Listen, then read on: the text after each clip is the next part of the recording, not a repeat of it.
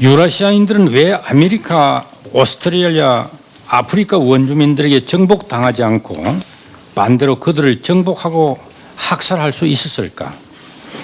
진화 생물학자인 제레드 다이아몬드는 거의 전대미문의 역저 총균쇠에서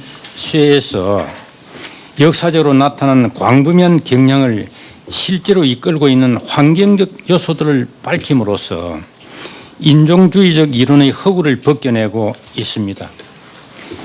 여기에서 마침내 하나의 세계사가 등장합니다. 그것은 진정 세계 모든 민족들의 역사이며 공룡이나 빙하에 관한 이야기보다 더 중요하고 흥미진진한 인간 생활에 관한 설득력 있는 이야기들을 다루고 있습니다. 이 책은 경기대 김기봉 교수님께서 오늘 발제해 주시고 또 허락음 교수님께서 논평을 할 예정으로 있습니다. 근데 이제 흔히 이제 우리가 문명학적 전환기에 있다. 우리가 이제 문명이라는 게 하나의 화두가 된 시대라고 생각을 합니다.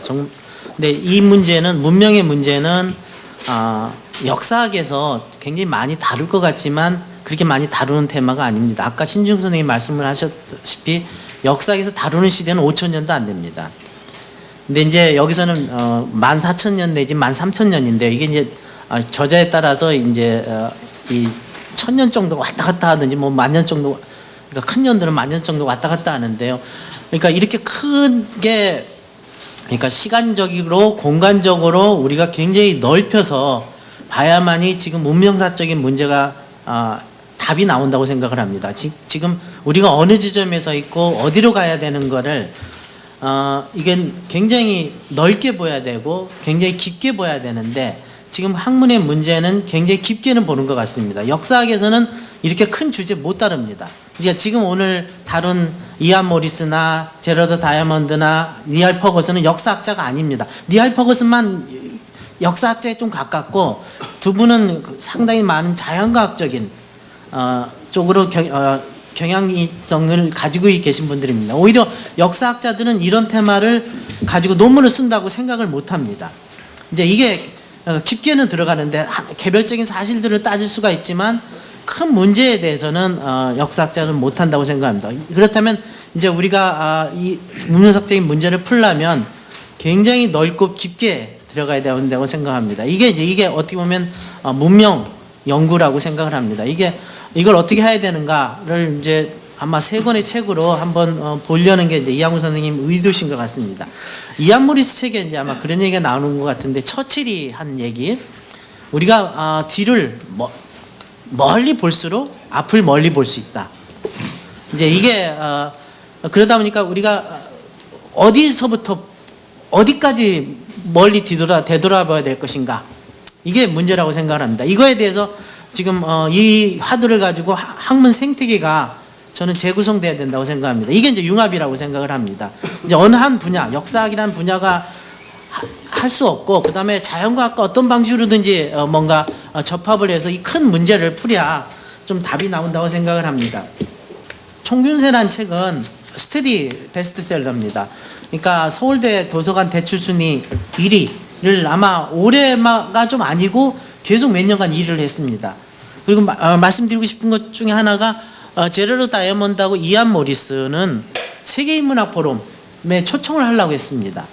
그러니까 아마 2회 때에서도 제러드 다이아몬드는 아마 접촉을 하려고 내부 논의가 있었고 3회 때도 제가 이 두 분은 한번 했으면 좋겠다 해서 접촉을 했었습니다. 제러드 다이아몬드는 최재천 선생 통해서 아마 했었고 이안 모리스는 뭐 편지를 보냈는데 두 분 다 일정이 안 돼서 안 오셨습니다. 그리고 니할 퍼거슨 너무나 많이 오신 분이라 이분은 좀 또 부르기는 그렇다 해서 제외됐던 분들입니다. 그러니까 근데 아마 이번에 세계인문학 포럼이 질주하는 과학시대에서 인문학이었는데 그 주제에 제일 적합한 주제라고 그래서 학자라고 해서 이분을 좀 한번 모시려고 그랬습니다. 이 책은 굉장히 성공한 책입니다. 이제 플리처상도 받고 영국 과학출판상을 받고, 근데 이제 한국어 제목이 총균세고 무기병연금 금속은 인류의 몸을 어떻게 바꿨는가. 근데 원서 제목을 보면 이 부제가 문제입니다. 이 부제가 인류사의 사람들의 운명입니다. The fate of human societies. 이 말 자체가 운명론적입니다.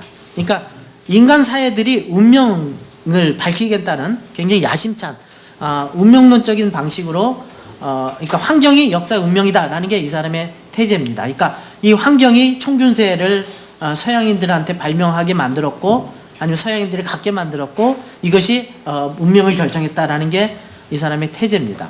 이 책에 보면 이 사람이 이 문제에 대해서 관심이 갖게 된 거는 얄리라는 뉴기니의 원주민 추장을 만나서 같이 바닷가를 거닐면서 이 사람이 푸스 던진 질문, 왜 우리 흑인들은 백인들처럼 그런 화물을 만들지 못한 겁니까? 이 질문을 받고 이 사람이 이 연구를 했습니다. 그러니까 2세기 전까지 뉴기니아인들은 석기 시대를 살았습니다. 그러다가 이제 백인들이 들어와서 세도끼, 성냥, 의약품, 청량음료, 이제 이른바 이 사람들이 화물이라고 부르는 거, 이거를 가지고 오면서부터 석기 시대도 벗어나서 문명에 편입되게 됩니다. 그러니까 이 사람들이 말하는 화물이라는 거는 백인들의 아주 신성한 힘을 보여주는 증거입니다. 그러니까 이 화물이 있고 없고라는 게 결국 인종적으로 백인과 흑인의 차이다라고 이제 인식하고 있는데, 이 다이아몬드는 이 인종주의에 대한 반론입니다. 인종주의에 대한 반론이고, 인종주의가 결정한 게 아니라 환경이 결정한 거다라는 게 이분의 태제입니다. 과연 그러면 뉴기니아인들이 유전적으로 열등했는가? 유전적으로 열등한다는 것의 기준은 무엇인가? 이런 겁니다. 여기서 이제 다이아몬드가 이런 문제를 한번 제기합니다. 백인들과 뉴기니아인들을 척박한 환경, 예를 들면 밀림 지역에 떨어뜨려 놓으면 누가 살아남을 것인가? 뉴기니아인들은 자기네가 이제 주변에 있는 걸 모아서 집도 짓고 나름대로 채집하고 살아가는데 어려움이 없지만 백인들은 얼마 안 가서 생존하지 못할 거라는 겁니다. 그렇다면 누가 더 우월한 인종인가? 누가 더 생활 능력이 있는가? 라는 문제입니다. 그러니까 뉴기니아인들이 생존력과 적응력이 훨씬 우월합니다.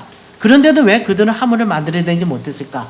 이게 이제 다이아몬드의 문제제기입니다. 이 사람의 대답은 생물학적 차이가 아니라 환경적 차이가 이런 차이를 만들었다. 굉장히 단순합니다. 그러니까 이 사람은 과학자이기 때문에 원래 조류학자고 이제 생물학자죠. 이러기 때문에 굉장히 단순하게 얘기를 하고 굉장히 명확하게 얘기를 합니다. 근데 환경용일들에 대해서 역사가들은 굉장히 싫어합니다. 그러니까 무시하거나 비판적입니다. 왜 그러냐면 도덕적 당위로 역사 현실을 외면하거나 왜곡하는 거라고 봅니다. 그러니까 역사학자들이 이렇게 무시하는 이유가 뭐냐면 환경이 결정하는 게 한다면 운명이고 서양이 우월하다는 것을 전제로 하기 때문에 이거는 틀렸다. 그러니까 이건 근데 이안 모리스 같은 과학자가 보기에는 이건 도덕적 당이라는 겁니다. 과학자는 아까 이안 모리스도 그런 얘기했죠.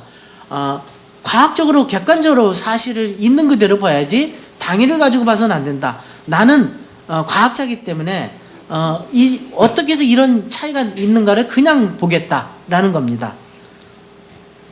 그러니까 그래야만이 실질적으로 존재하는 문제에 대해서 답이 나온다. 당위를 가지고 접근하게 되면 답이 안 나온다.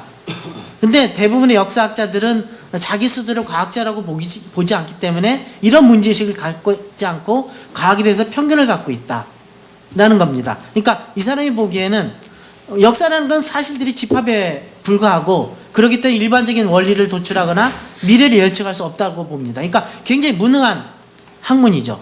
과학이 못했기 때문에 그렇다고 보는 겁니다. 근데 이 사람이 그렇다면 역사적인 문제를 어떻게 하면 과학적으로 접근할 것인가가 이 사람의 문제의식입니다. 여기서 이제 이 사람이 제기하는 게 이제 자연 발생적 실험에 의거해서 역사도 하나의 과학이 될 수 있다. 그러면서 이 사람이 과학이라는 말이 도대체 뭘 의미하는가? 시안티아에서 유래했는데 시안티아라는 지식을 의미하는 거고 지식이란 어떻게든 특정 분야에서 가장 적합한 방법을 통하여서 얻는 것이 지식이라는 거죠. 그러니까 역사도 하나의 지식 체계고 그렇기 때문에 역사도 과학이 될 수 있다는 겁니다. 근데 역사와 과학이 못하는 가장 큰 장애물은 뭐냐면 과거를 실험할 수 없다는 거죠. 그러니까 실험할 수 없기 때문에 과학이 될 수 없다고 보고 그래서 역사는 내러티브다 라고 보는 거. 근데 이 사람은 할 수 있다고 봅니다. 어떤 식으로? 대안이 뭐냐면 과거의 사례로 현재 문제 상황을 유추해서 해석하는 자연 발생적 실험을 할 수가 있다. 그럼 이 자연 발생 시점이 뭐냐면 이 사람이 하나의 사례, 이제 폴리네시아 사례를 가지고 자연 발생적 실험을 합니다. 그러니까 뉴기냐, 폴리네시아에 19세기 중반에 마오리족이 한 500명 살았고 모리오리족이 한 1000명이 살았습니다. 근데 500명의 마오리오리족이 1000명의 모리오리족을 학살을 합니다. 왜 그러냐? 이것은 결국 환경과 역사 간에, 그러니까 이 종족은 뿌리는 같습니다. 근데 오랫동안 떨어져 살다 보니까 완전히 모르고 지내다가 어느 한 계기에 이게 있다는 걸 알았던 겁니다. 알고 와서 이제 마오리족이 여기를 전쟁을 일으켜서 완전히 다 죽여버리죠.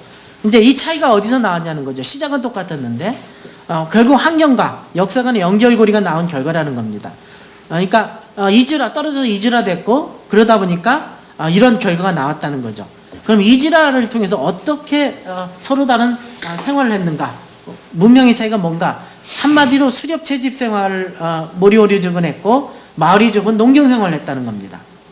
그러니까 모리오리족은 한냉 기후지대에 살기 때문에 수렵 채집 생활을 했고 수렵 채집하다 보니까 잉여생 생물이 추적이 안 됐고 그러다 보니까 중앙집권 권력이 부재했고 기술과 무기가 없었는데요. 네.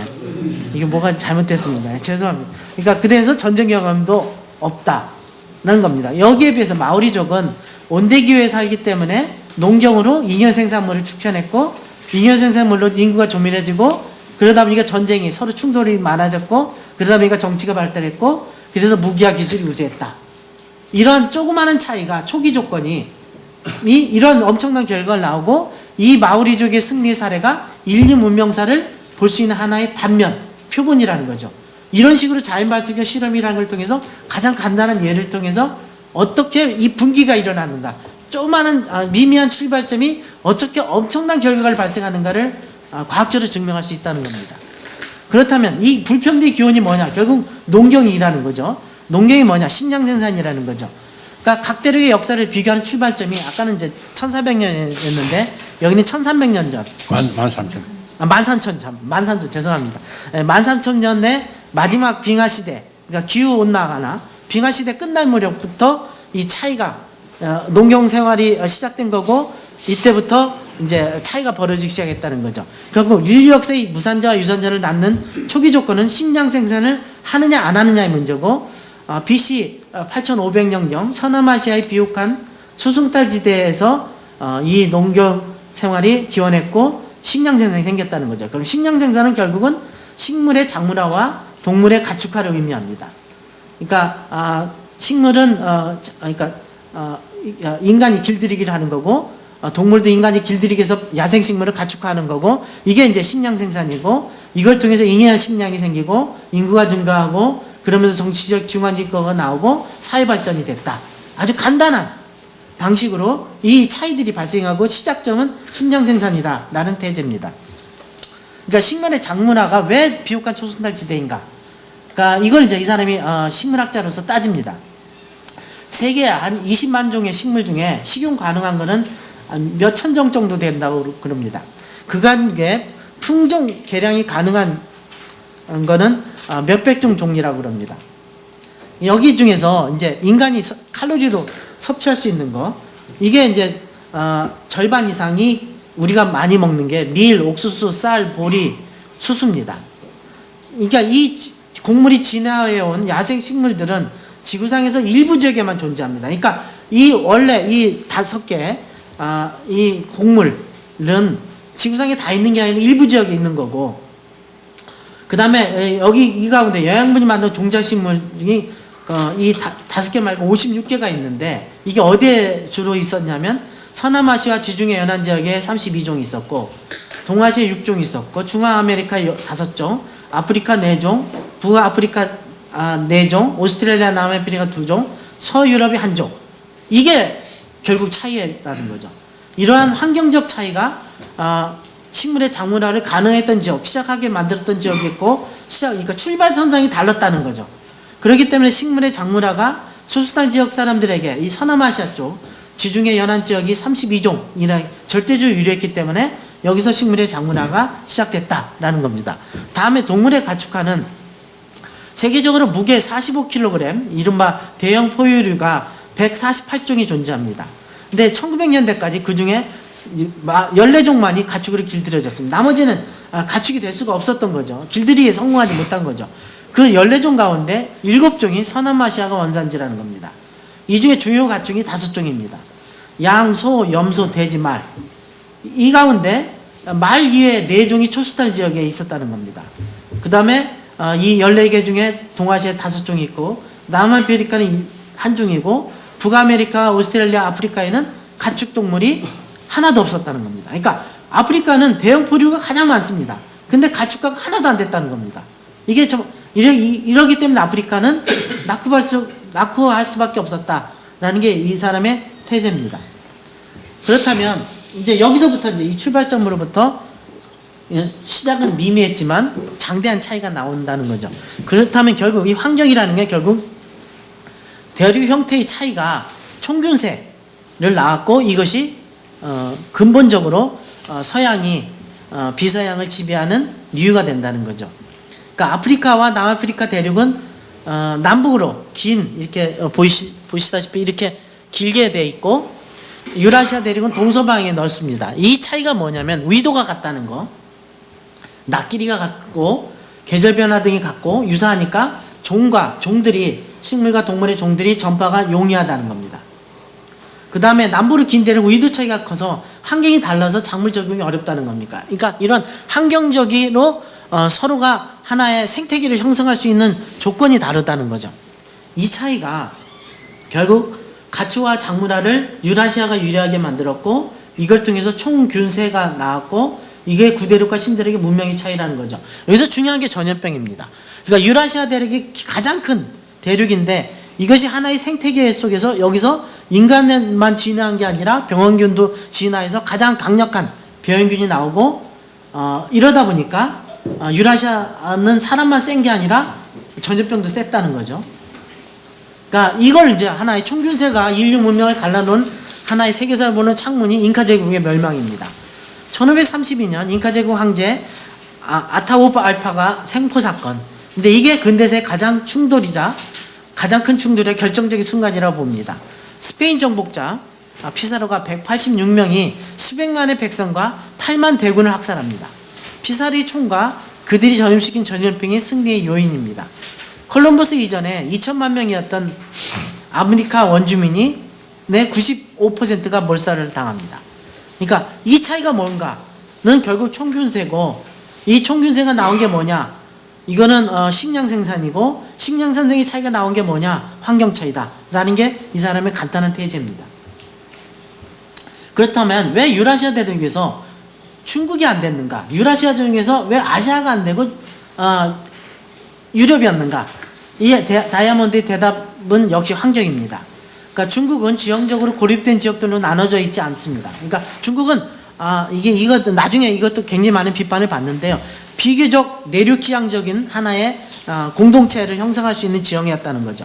높은 산맥도 없고 연안 지역들을 고립시킬 해안선도 없고 이런 지리적 요인으로 중국은 2000년 전부터 문화적, 정치적 통일체를 형성했다는 거죠. 중국 통일성의 성장을 막았던 통일성이 오히려 성장을 막는 역효과를 낳았다는 거예요. 통일됐기 때문에 성장이 안 됐다는 거죠. 당일제국이 형성됐기에 정제 왕조가 지속됐고 개인주의와 자유시장이 부재했고 폭군의 한마디로 모든 것이 한 번에 혁신이 중단될 수 있었다는 거죠. 이게 오히려 통일됐기 때문에 발전이 안 됐다고 보는 거죠.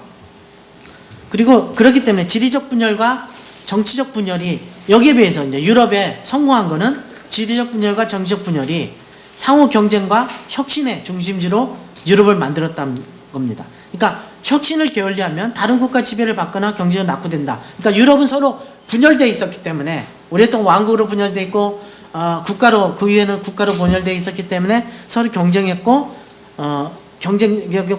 그 다음에 그러니까 그거에 대해서 언제나 긴장했고 이 경쟁 관계가 발전을 낳았다는 겁니다. 그러니까 그리고 중국은 전제 국가라서 정화의 원정이 하루아침에 중단. 그러니까 콜럼버스 발견 이전에 정화가 훨씬 더 멀리 갔고 그 사람은 나침반도 있었고 의사도 데려갔고 식량도 많이 가져갔고 배도 게임도 안 되게 크고 만약에 맘만 먹으면 정화는 태평양도 갔고 실제 멘지스라는 사람이 아메리카까지 갔다고 주장하죠.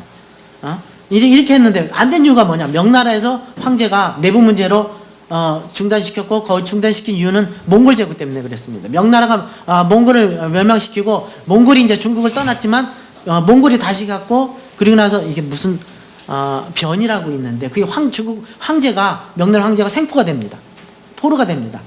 이제 이 정도 되다 보니까 이 내륙에 지향할 수밖에 없고 해양을 할 수 여력이 없었다. 그러니까 결국은 이제 이게 이제 실크로드 김호동 선생의 이제 그런 주장을 하는데 몽골 제국이 오히려 세계사를 탄생시켰다는 태제입니다. 그러니까 몽골 제국이 있기 때문에 중국은 내륙지향적으로 갈 수밖에 없었고, 그러니까 중국과 싸움에서 그러다 보니까 해안을 포기했고, 이제 이런 식으로 돼서 이 차이가 유럽과 중국 간의 차이를 발생하게 만들었다는 거죠. 그러니까 초기 조건은 굉장히 중국이 유리했는데 이런 환경적 차이가 결국은 오히려 유럽은 나갈 수밖에 없는 방식이었고, 그 다음에 유럽은 대서양을 넘어오면 바로 아까 이안 모리스도 그런 얘기했죠. 아메리카 대륙에 갈 수 있지만 태평양은 지구 전체의 3분의 1입니다. 그러니까 크기가 2배가 되죠, 대서양. 그러니까 이런 차이기 때문에 이 환경적 차이가 신대륙 발견을 하지 않게 만들었고 또 그럴 욕구도 없었다는 거죠, 중국은. 그러니까 그 다음에 콜럼버스 항해라는 게 500번의 시도를 했는데 그 중에 수백 명의 군주 한 명만 하면 됐다는 거죠. 근데 중국은 황제가 모든 걸 다 했기 때문에 한 번 안 되면 끝장인데 콜럼버스는 될 때까지 한 거죠. 그러다 보니까 콜럼버스는 성공했다는 겁니다. 그런데 이제 유럽의 대포, 인쇄술도 무수한 혁신도 동일한 방식으로 이루어졌. 여기 재밌는 게 이제 이런 책에 보면 필요가 발명의 어머니다. 근데 이 다이아몬드는 발명이 필요의 어머니다 라는 태제를 합니다. 여기서 나온 얘기가 뭐냐면 왜 한국 인쇄술이 고려시대에 먼저 했는데 왜 구텐베르크가 성공했냐는 거죠. 이 차이가 이 재미있는 태제입니다. 이게 굉장히 역사적 논란이 되는 게 인쇄술이 종교개혁을 만들었는가 종교개혁이 인쇄술을 키웠는가, 닭이 먼저냐 달걀이 먼저냐 이거 가지고 계속 싸웁니다. 근데 뭐냐면 한국은 그러니까 이 고려시대 이 사람들은 인쇄술은 있었는데 이거 쓸 데가 없었다는 거죠. 수요가 없었다는 거죠. 근데 이걸 발명을 했는데 이 발명을 가지고 수요를 만들어냈다는 거죠. 이게 성경이라는 거죠. 그러니까 발명이 필요의 어머니다. 이게 제임스 하트나 이걸 가지고 다이아몬드 설명을 합니다. 뒤집어 엎기를 합니다. 그러니까 유럽은 대포 인쇄술 이것들이 이 경쟁 체제였기 때문에 끊임없이 혁신을 해야 되고 뭔가 혁신할 수밖에 없는 환경적 조건이 성공을 만들었다는 거죠. 그러니까 어느 한 지역에서 안 되면 다른 지역에 성과를 거두면 어디 한 군데가 성공을 하면 실험을 끊임없이 해서 성공하면 그것이 경쟁적으로 퍼졌다는 거죠. 이게 이제 유럽 한계 골디락스 조건이 중국보다 먼저 근대에 성공했다. 이 골디락스 조건이라는 말은 다이아몬드는 하지 않는데요. 이제 이걸 이제 골디락스라고 합니다. 이 사람은 이제 최적 분열의 법칙이라고 합니다. 혁신은 분열이 최적에서 중간 정도 머문 사이에서 빠르다는 거죠. 그러니까 너무 최적하면 안주한다는 거죠. 근데 중간 정도가 가장 빠르고 또 지나치게 중국처럼 통합되어 있거나 아니면 또 너무 분열되면 불리하다는 겁니다. 이게 이 골디락스 조건입니다. 그러니까 유럽은 이 조건이 근대화로 성공할 수 있는 환경적 요인이었다라는 태제입니다. 이제 여기서 이제 이 사람은 이제 그렇다면 이게 자기는 과학적이라는 거죠. 이제 이 과학이라는 걸 통해서 자기는 이런 예측을 할 수 있고 일반을 할 수 있다는 거죠. 근데 역사적 과학의 예측 불가능성을 근데 예측이 불가능하지 않느냐라는 거에 대한 이 사람의 반론입니다. 그 개별적 사건은 예측이 불가능하지만 구조적 요인은 예측이 가능하다는 거죠. 그러니까 예를 들면 내 아이들의 성별은 내가 아들인지 딸인지 내 아들이 임신했을 때 예측이 불가능하지만 앞으로 태어날 신생아 1000명의 성별 예측은 가능하다는 겁니다. 그러니까 사건은 예측이 불가능하지만 구조는 예측이 가능하다는 거죠. 이 구조를 결정하는 것은 환경이라는 거죠. 예를 들면 또 하나 1960년대 케네디와 닉슨이 TV 토론이 결국은 승패를 갈렸는데 이렇게 될 때는 아무도 몰랐다는 거죠. 그렇지만 원주민들과 유럽인들이 충돌이 일어날 거라는 거고 그 충돌을 하게 되면 유럽이 이긴다는 거 이건 예측 가능하다는 거죠. 그러니까 그러니까 과학적으로 의미가 있는 것들은 예측이 가능하다는 거죠. 그러니까 역사학도 과학이 될 수가 있다. 비과학적 역사가 아니라 역사적 과학이 될 수가 있다라는 게 이 사람의 주장입니다. 그러니까 환경 결정론은 규모를 크게 하고 시간이 긴 굉장히 중요한 역사적 문제를 설명하고, 이것이 중요한 이유는 인류사의 미래에 대한 과학적인 예측을 할 수 있다는 겁니다. 그러니까 왜 역사학자들이 이걸 안 하냐는 겁니다. 그러니까 역사를 충분히 과학적으로 할 수 있고 자기가 말한 자율방식적 실험이나 이런 걸 통해서 할 수 있다라는 거고, 이게 결국 과학적 예측을 하고 일반화한다는 게 인류사의 미래를 굉장히 기여한다라는 게 이 사람의 주장입니다. 왜냐하면 그 이전 인류 문명사에 대한 그의 설명들보다는 현재와 이어지고 있는 중국과 유럽 문명의 경쟁 결과가 중요하게 보이기 때문입니다. 그러니까 왜냐하면 이제 1700 이전에는 주로 이렇게 지리적, 선생님이 지금 이분은 이제 지리 환경 결정론자고, 그거는 이제 지리 환경 그 결정론자라고 이제 보셨는데, 그거는 제가 볼 때는 1700년대까지의 어떤 인류 역사에 대해서는 그 설명이 맞는 것 같은데, 그 다음에는 이제 지리적으로 같은 그 뭐랄까요, 그 기후대에 속해 있고 여러 가지 면에서 그러니까 이 사람이 설명하는 뭐 가축화라든가 식량화라든가 이런 것들의 조건에서 비슷했던 그 중국과 유럽에서 왜 기술적으로도 우선했던 중국이 유럽에 뒤처지게 되었는가라고 하는 부분, 이 부분이 굉장히 이제 그 설명하는 것은 이제 더 이상 지리 결정론 같지는 않거든요.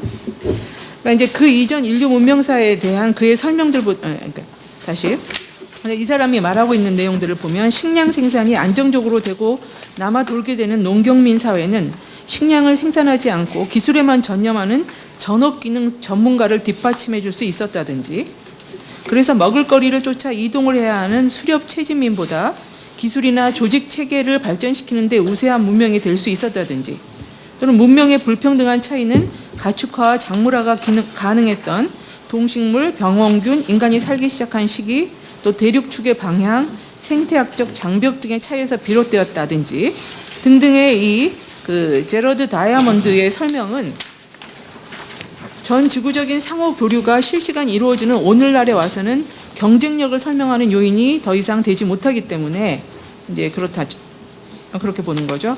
그래서 그가 중국에 대한 유럽의 승리의 원인으로 꼽는 조직 체계의 차이야말로 중요한 경쟁력의 차이를 만드는 것으로 이제 받아들여졌을 것 같습니다. 지금 이 독자들의 입장에서는요. 그런데 막상 그가 제시하는 대답은 조금 제가 볼 때는 엉성한 것 같습니다. 그가 유럽과 중국에서 유럽이 주배적인 문명을 확보하게 된 것을 설명하는 것은 아까 이제 김기봉 선생님께서도 말씀하셨던 최적 분열의 법칙이라는 것입니다. 그러니까 통합된 중국이 경쟁의 부재로 인해서 혁신의 동기를 갖지 못한 반면에 인도는 지나치게 또 분열되어 있어서 오히려 혁신의 영향을 기울 여력을 갖지 못했고, 유럽은 경쟁이 혁신을 자극할 만큼 적절히 분열되어 있었다라고 하는 것이 그의 대답입니다. 저는 이 책이 무척 흥미로운 인류 문명사에 대한 이야기를 풀어내고 있다는 점에 동의를 합니다.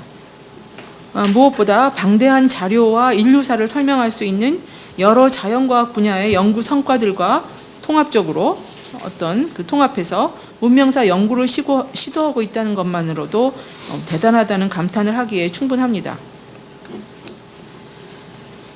그러나 그 자신도 의식하고 있는 의문스러운 시선을 그가 이 연구에서 이제 성공적으로 걷어냈는지에 대해서는 저는 부정적입니다.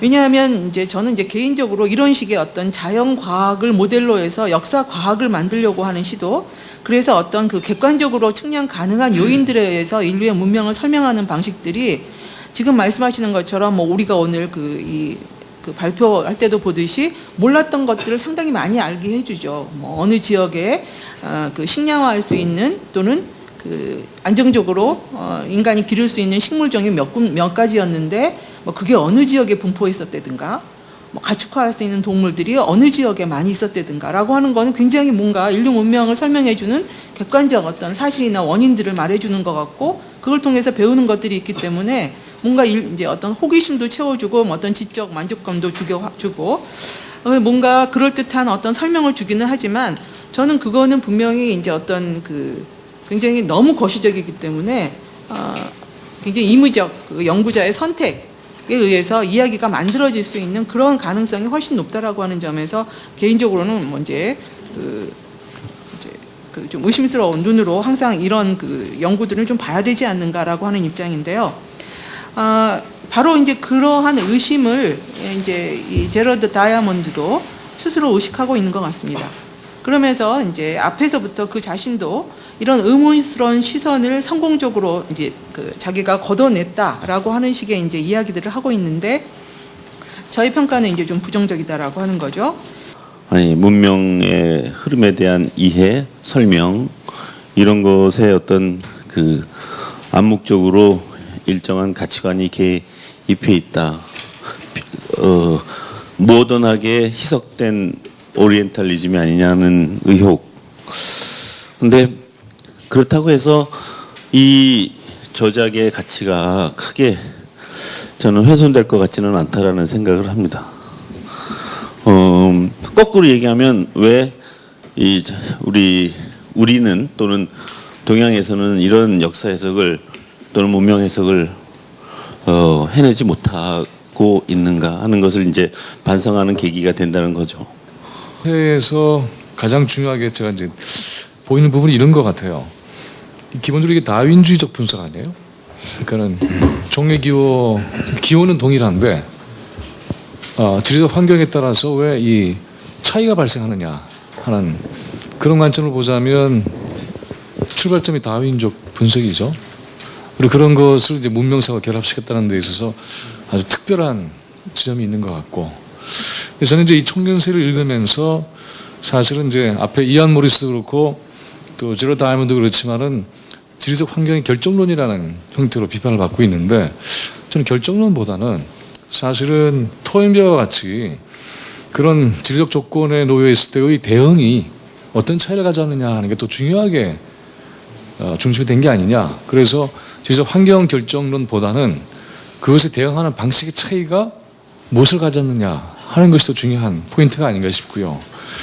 또 하나는 이제 그 아까 발표하시다가 인문학 뭐 사명 두세 번 말씀하셨는데 한 2년 동안 이제 인문학을 맡으셨으니까 이거 그러나 전 사실은 이런 논의에 자연과학자가 와도 또 의사가 와도 우리 논의를 더 풍부하게 해줄 가능성이 더 있겠다고 봅니다만 이상입니다.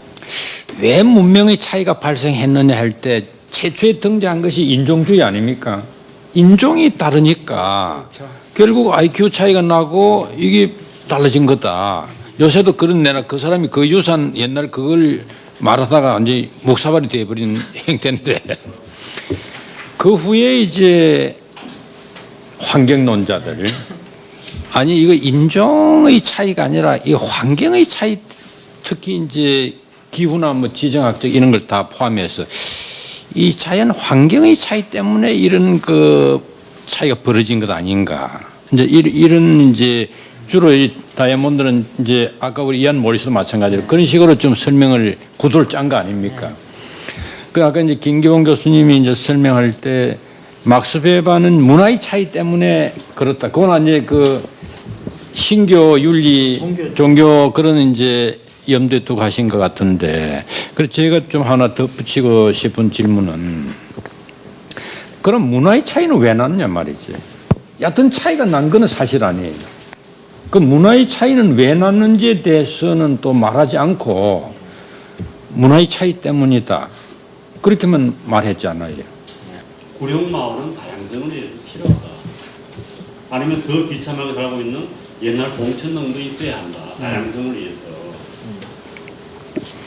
그래서 저는 이게 다원주의의 모순은 바로 거기에 있다고 보는 거예요. 우리는 다양하게 좋으니까 종합집도 있어야 되고, 그냥 뭐 전염병에 걸려가지고 막 죽어 나가는 사람이 있어야 되고. 그게 이제 골디락스 하루에 1달러가 안 되는 돈으로 사는 사람도 존재해야 되고, 이게 인류의 다양성이냐? 아니면은 그래도 그나마 문명화를 시켜가지고 인간답게 사는 것이 다양성보다 획일적인 거로 봐야 되는, 저는 그 질문 대단히 중요하다. 허락음 선생님 말씀하니까 똑같은 얘기예요. 동양과 서양이라는 카테고리를 가지고 또 거기에 룰, 지배한다라는 그게 있고, 그런데 과연 언제 동양과 서양이 맞닥뜨려서 지난 1만 몇천 년 역사 속에서 한번 붙자고 해서 붙은 적이 있는지, 싸운 적이 있는지, 오히려 서구인들끼리 1, 2차 세계대전도 그렇고 냉전도 그렇고 그리고 최근에 전개되고 있는 양상도 자기네들끼리의 그 서로 그 우위를 점하고자 하는 헤게모니 싸움이고 서로 죽이고 뭐 그러고 그러지, 사실은 동양 서양이 만나서 누가 우위고 누가 어떻게 차이가 있고 이런 것을 얘기하기 전에 극히 최근 현상 아닙니까? 전 인류는 어떻게 공생을 할 수 있는가를 생각하는 차원에서, 그런데 지배가 아니라 어떤 것이 우리로 하여금 다 함께 공존하고 번영하게 하는 보다 우수한 원리인가 이런 데 착안을 해서, 그래서 그야말로 우리가 개인적으로나 집단적으로 깊숙하게 갖고 있는 망상이나 어떤 그릇된 관념, 어떤 습성, 이런 걸 동서고금의 인류 문명의 모든 자원을 초학제적으로 충동을 해가면서 그 치유를 하고 밝혀내가면서 이렇게 모색해가는. 그래서 서양인들의 이거는 굉장히 지금 뛰어난 점이 있고 다 우리가 수용할 만하다고 말씀하시는 저도 동의를 해요. 그러면서도 여전히 서양적 좀 공격적이고 뭐 지배하려는 게 너무 강한데, 그런 식 접근 자체가 그래서야 뛰어난 점이 있다 하더라도 부정적인 면이 그걸 삼각시키지 않겠나. 그야말로 우리 동양의 인문학자들이 좀 앞으로 나서서 이 세계적인 담론을 좀 주도해 갔으면 좋겠어요. 네. 네, 감사합니다. 어떤 그 총균세에서 나오는 이 환경 결정론 자체가 아주 새로운 이론이라고는 그렇게 그렇게 생각하지를 않고요. 그러니까 옛날부터 어떻게 보면 그러니까 서양인들이 갖고 있었던 생각들 중에 하나가 아닌가라는 그런 생각을 하고요. 그 다음에 이렇게 역사의 어떤 발전이나 이런 부분들을 아까 말하자면 어떤 그 지역적 차이라든지 이런 것들을 어떤 하나의 어떤 그 드라이브 포스, 그러니까 추진력이라든지 어떤 그 원인을 가지고 설명하려고 하는 이런 시도들이 개인적으로는 그렇게 탐탁하지는 않습니다. 왜냐하면 설명하지 못하는 것이 훨씬 더 많지 않을까라는 어떤 그런 생각을 많이 하거든요.